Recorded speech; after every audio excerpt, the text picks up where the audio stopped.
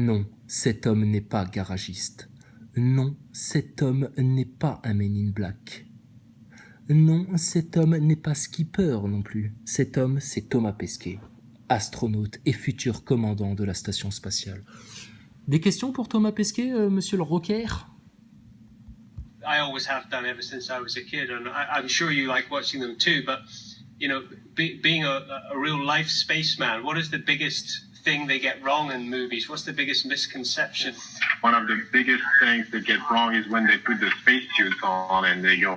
Alors, la plus grosse misconception, tu vois, le plus gros, vraiment, t'as compris, qu'on voit dans les films.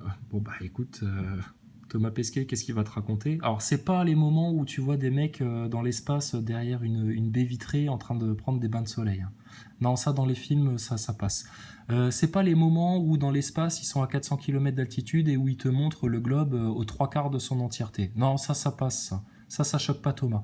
C'est pas non plus les moments où les mecs, en fait, ils sont dans l'espace en train de faire de la maintenance et de la science et qui passent tout leur temps à faire des interviews avec des vedettes pour servir de support marketing à un groupe de rock. C'est pas quand ils passent leur temps à faire des interviews avec des écoles pour dire des choses qu'ils ont déjà dit 120 fois et puis c'est toujours les mêmes questions. Non, tout ça, c'est parfaitement cohérent, tout ça. C'est pas de problème. Non, par contre, ce qui est pas cohérent, d'après Thomas Pesquet, c'est quand ils vont dehors dans l'espace et qui font quoi? Outside. So in the movies, it just happens like, oh, let's put a spacesuit on and go outside. Spacesuit. Tu vois, c'est les moments où ils se disent ah, il faut qu'on aille dehors, vite, mettons nos combinaisons spatiales, ouvrez la porte et boum, ils sont dehors. Ah non, ça se passe pas comme ça dans l'espace. Thomas. Chut, tais-toi. Qu'est-ce qui s'est passé dans Crew Dragon? Vous avez décollé avec vos belles combinaisons dessinées par Marvel. Une fois que vous étiez en l'air, là, soi-disant, vous avez enlevé les combinaisons. Et à un moment donné, d'après le narratif qu'on nous raconte dans les médias, vous auriez eu une fausse alerte vous disant que des débris allaient vous percuter. Mais bon, apparemment, c'était juste une blague que vous avez fait l'Air Force. Et ça, on l'a appris de ta collègue Kimbrough et de MacArthur en interview. Et finalement... une opération qui prend à peu près 50 minutes, en 20 minutes, vous avez remis vos combinaisons et c'est bon. Allez hop, c'est bon, au poste de commande les mecs, on va slalomer entre les cailloux. Et là, Air Force, ils vous ont appelé et puis ils ont dit non mais c'est bon, c'était une fausse alerte, on s'est juste un peu foutu de votre gueule.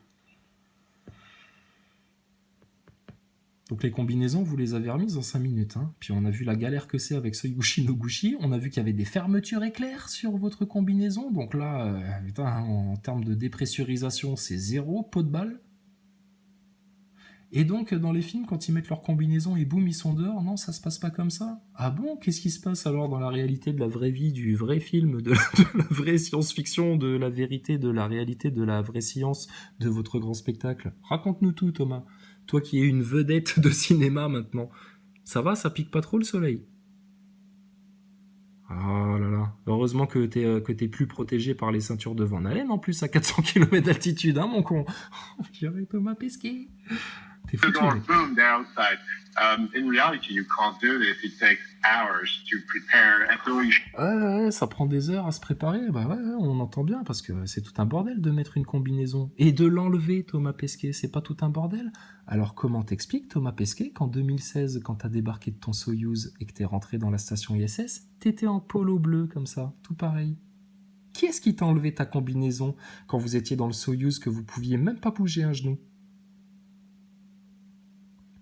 Comment vous êtes débrouillés, là? Toi, Peggy et le gros russe, là. Vous étiez encastrés dans votre siège, en grosse combinaison d'astronaute, là. Et pourtant, vous avez ouvert la porte et vous étiez habillés comme ça. Qui est-ce qui vous a enlevé vos combinaisons?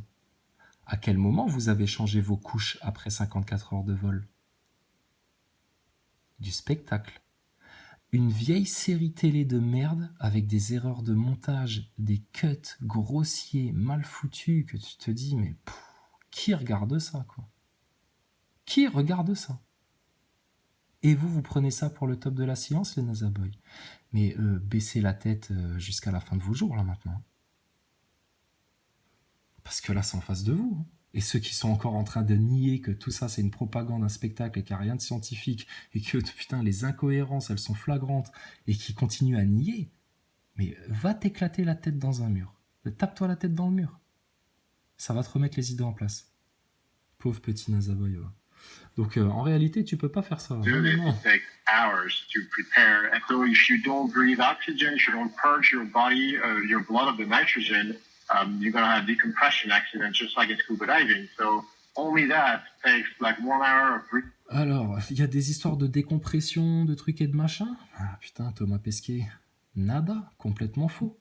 Quand vous revenez de sortie extravéhiculaire, on l'a vu, quand vous revenez de sortie extravéhiculaire, vous rentrez dans le sas et les mecs, directement, ils vous enlèvent la combinaison. Donc il n'y a aucune histoire de décompression, de purger le sang ou je sais pas quoi là. N'importe quoi. On l'a vu, Thomas. On a vu ta sortie extravéhiculaire en 2016. Tu rentres dans la station ISS par la petite porte en papier là et hop, ils t'enlèvent la combinaison. Donc, faudrait qu'il te laisse 1 heure ou 2, alors, en train de décompresser, là, de te remettre à niveau, là, au 1 bar. Mais Pesquet, faudrait déjà que tu nous fasses la démonstration de ta combinaison dans le vide, dans un caisson de vide. Parce que tu tiendrais pas 1 minute 30, en fait, dans la vraie vie, dans la réalité. C'est du cinéma, tout ça. Parce que vous êtes infoutus, en fait, de sortir. Et nous, on le sait. Et toi, en tant que sataniste assumé, là, comme Macron, t'es parfaitement au courant aussi. Mais vous racontez la plus grosse arnaque, le plus gros mensonge de l'histoire humaine aux masses entières de la Terre.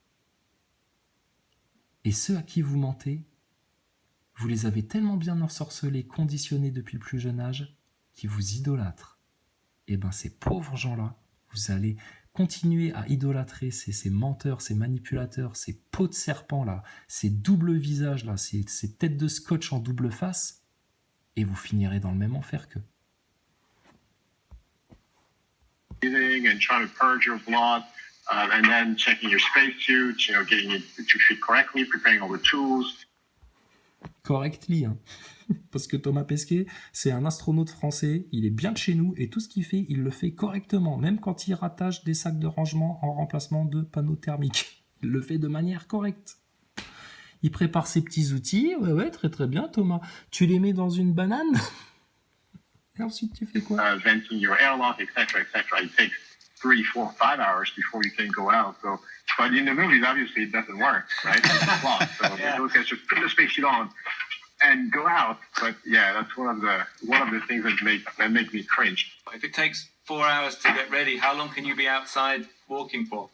Your spacesuit is actually a mini self-contained spacecraft. You have oxygen, you have fuel. Chut.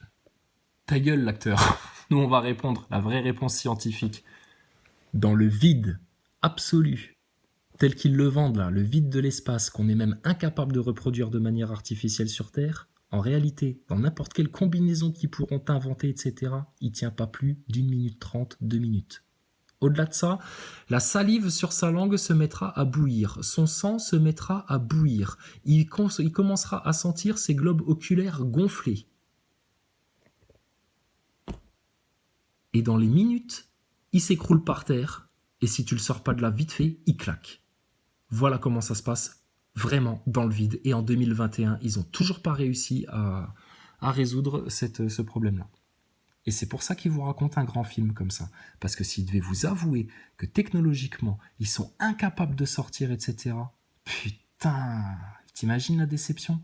Et là, les gens, ils vont se dire, mais alors, vous êtes qui, vous à nous imposer votre système politique, financier, votre dette usurière, c'est quoi vos délires de pédophilie, ta picouse, ton Covid, ton pangolin, ta connerie là, etc. Si même la NASA, c'est du fake complet. Fin de l'autorité de l'élite globale. Tu pètes la NASA, tu pètes toute la pyramide. Rappelez-vous au début, on disait on veut crever l'œil au-dessus de la pyramide. L'œil tout en haut de la pyramide, le point culminant, c'est la NASA. Le spatial, et c'est de la merde en boîte de conserve pour astronautes.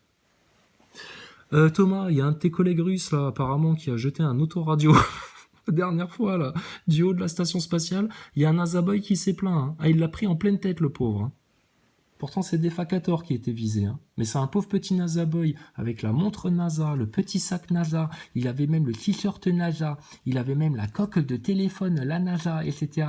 Le pauvre garçon, il s'est pris un autoradio tombé du ciel, boum, sur le coin du crâne. C'est pas très sympathique. Hein. On va se plaindre à la NASA. Allez, NASA Boy. Vous êtes avec nous, les NASA Boy? Non, vous grincez des dents, vous nous insultez, vous n'êtes pas content. Oh, ça va vous passer, c'est pas grave. C'est comme ça. Donc, quand t'es dans le vide, combien de temps tu peux rester? Oh, tu sais, t'as de l'oxygène, t'as un système CO2 et scrubbing, tout. CO2 that you'll produce by breathing, that would poison you if you didn't scrub it. You got. Qu'est-ce que t'as d'autre? Attends que je t'invente des trucs. Ah oui, t'as un système électrique. Attends que je me rappelle des fiches techniques, des cours que j'ai appris. Ça devrait lui venir instantanément, tu sais. Le gars, quoi. Ah oui, on a une radio aussi. Quoi d'autre? For your systems on your radio and all the rest of it. So that, and you got water to keep you cool or warm. You have your own heating system. Based on this. Donc t'as ton propre système de chauffage et de refroidissement dans la combinaison? Ah bon? Pourtant dans le masterclass de Chris Hadfield, on a appris que quand vous étiez à l'ombre et que vous mettiez un de vos membres au soleil, par exemple une jambe, ah ben là la jambe elle était au chaud pendant que le reste du corps était au froid. Comment elle gère la combinaison, les différentiels de température? Explique-le précisément ça, Thomas Pesquet. Tu vois, nous c'est pas des questions de gogol, des questions d'enfants, des questions de neuneux qu'on a à te poser, c'est des questions précises. Et ça, le jour où on viendra te les poser en face à face, comme on a réussi à choper Maxime Nicole un jour en conférence, si toi on te gaule quelque part, et qu'on filme l'entretien, et qu'on te pose les 2-3 questions qui fracassent, et qui prouvent que tout ça c'est pas de la science, et que c'est juste du spectacle, et que vous foutez de la gueule du monde, et que vous pratiquez un détournement de fonds publics colossal, en plus d'une manipulation de conscience énorme, Thomas, tu vas passer un sale quart d'heure. Je te le dis. Et là, il y a de plus en plus de gens qui vont être au courant de cette histoire-là. Ça va passer vite, 6 mois. Ouais, ça fait à peine 2 semaines que tu y es. Et on t'a déjà déboîté dans tous les sens. Autant que tes grands maîtres, ils déboîtent des enfants, nous, on t'a déboîté, l'astronaute. Et plus tu nous sers des interviews à la con comme ça, regarde, tu te pètes la gueule tout seul, mon grand. It depends, but usually the CO2 is limiting you, and that's going to be 7-8-ish hours. You have a lot of oxygen, so oxygen is not going to be the problem. The problem is going to be CO2. That's a long day, man, you know. Tu sais, quand je pose mon pied sur mon abreuvoir à chevaux, quand je fais le cow-boy dans la station spatiale, c'est le jour le plus long pour moi, quand je fais des interviews desquelles j'arrive pas à faire des galipettes. Thomas Pesquet. Il y a une chose que tu nous as pas précisé pendant tes 8, 7, 9 heures de sortie extravéhiculaire. Pipi, caca, ça se passe comment, Thomas? Vous portez des couches, les astronautes? Ah. Comment ça se passe, le changement de couche, le nettoyage de couches en apesanteur? Quand tu t'es chié dessus pendant ta sortie extravéhiculaire et que tu rentres dans la station avec de la merde plein le cul? Comment tu fais pour te nettoyer sans en foutre partout, en apesanteur, Thomas? Parce que le sac à caca, le sac congèle, sans fermeture hermétique, c'est déjà pas mal. Hein. Putain, là, ça fallait oser aussi, la NASA, bravo. Mais alors, l'astronaute, il la change comment, sa couche culotte? Vous pourriez nous préciser les choses? On s'inquiète pour la petite peau douce de leurs petits fessiers à nos astronautes. Pas trop d'irritation, Thomas? Sinon, on a des lingettes pour bébé pour toi. Quel pesquet celui-là. And then as you come back in, usually you celebrate with your friends and you're happy. Like after a gig. Voilà, puis quand tu rentres, tu fais la fête avec tes amis et puis t'es content. Comme après un concert, j'imagine. J'ai le même à la maison. Jaune de Damas, bleu des mers du Sud. J'ai le même à la maison. Punaise! Le mensonge en lunettes de soleil, en couche culotte, en plein soleil. Oh, Pesquet, t'es vraiment une vedette. Bouge pas, on revient. Je t'échappe pas, hein. Eh, va pas vite mettre ta combinaison pour t'échapper dans l'espace, hein, pour échapper aux vraies questions scientifiques, aux vraies questions rigoureuses, hein. On revient, Thomas. Ça sert à quoi, le bouton qui est là? C'est ça qu'il faudrait faire à Thomas Pesquet, tu sais. À quoi il sert, le bouton, là? Et le bouton, là, il sert à quoi? Et celui-là, le bouton là, il sert à quoi? Et ça sert à quoi? Et ça, là, dans la station spatiale, ça sert à quoi? Tu sais, faudrait lui prendre tous les panneaux de contrôle, tous les trucs qu'on voit dans le décor, et lui poser des questions. Thomas Pesquet, ça sert à quoi, là, le truc, là?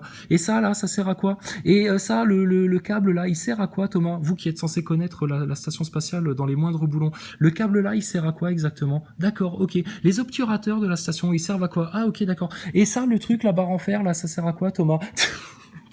Tu le tues sur place. Tu le tues sur place. Je te dis, on va vous faire mal. Par la vérité, c'est tout, c'est comme ça.